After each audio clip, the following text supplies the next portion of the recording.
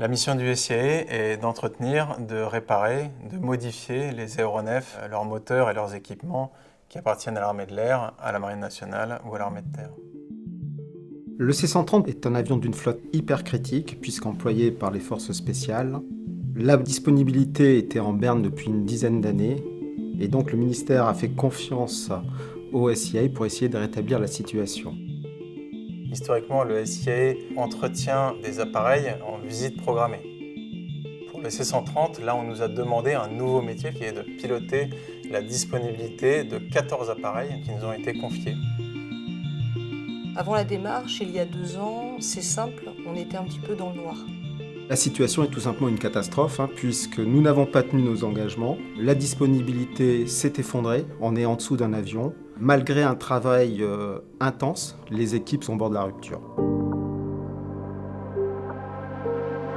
Ce qui nous manquait sur ce contrat, c'était une vision du produit, c'était une vision partagée des engagements et des tâches à réaliser. Pas de cap, pas de perspective, personne ne sait comment on va pouvoir rétablir la situation. Faire voler des avions, générer, soutenir de la disponibilité, ça exige une réponse intégrée. On doit les aider à installer ces modalités d'intégration et de coopération au-delà des discours et des mots. Soit ils apprennent à coopérer, soit ils vont dans le mur.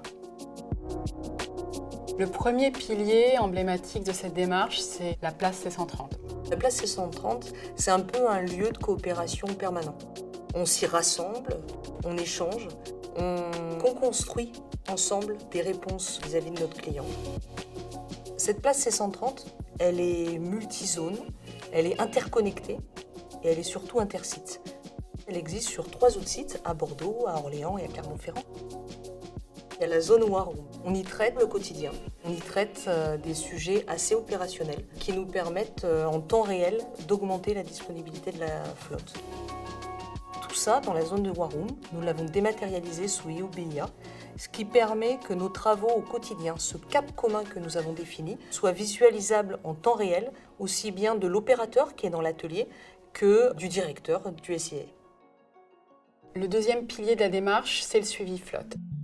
Il permet d'avoir une vision globale de l'état de la flotte, de caractériser les contraintes qui pèsent sur chaque avion, de coordonner nos travaux, de les synchroniser pour lever ces contraintes au plus vite et pour arriver à une disponibilité de la flotte optimale et à hauteur de nos engagements. Le suivi flotte, c'est le fruit d'un travail collectif, quotidien, co-construit entre les différents sites. On a designé sur mesure ce modèle suivi flotte et on lui a donné vie sous IOBIA. On va s'appuyer justement sur ce suivi pour essayer d'échanger sur les problématiques différentes et définir ensemble en fait les mêmes priorités, qu'on reparte tous de là avec les mêmes priorités sur la journée de travail.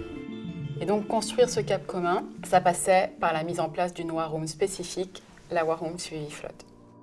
Bienvenue sur la War Room d'aujourd'hui. Donc aujourd'hui, nous avons 3 avions ouverts qui volent. Au niveau NSO, 2 avions qui sont en orange, donc côté force, aucun avion rouge côté NSO. Le principe d'une War Room suivi flotte, c'est déjà de rassembler tout le monde. L'ensemble des personnels SIAE qui travaillent sur l'appareil peut participer, que ce soit l'opérateur et ça va jusqu'au directeur du service. On va se focaliser sur les avions prioritaires pour les utilisateurs. C'est aussi un moment privilégié pour arbitrer des décisions entre les sites. Est-ce qu'ensemble, nous avons effectué le meilleur effort collectif pour pouvoir débloquer les situations ? On ne ressort pas d'une War Room sans solution, sans action. On a des objets qui sont tombés, donc on a quelques dates qu'on est en train de fiabiliser. Mais ce qu'il faut retenir, c'est qu'on était bon jusqu'à présent, il y a eu un gros effort. Et là, on arrive sur 2-3 pièces qui peuvent être bloquantes. Thomas ouvre son bureau ou l'endroit où est le carton, c'est tout. Et avec juste la fiche info visite, déjà, classique.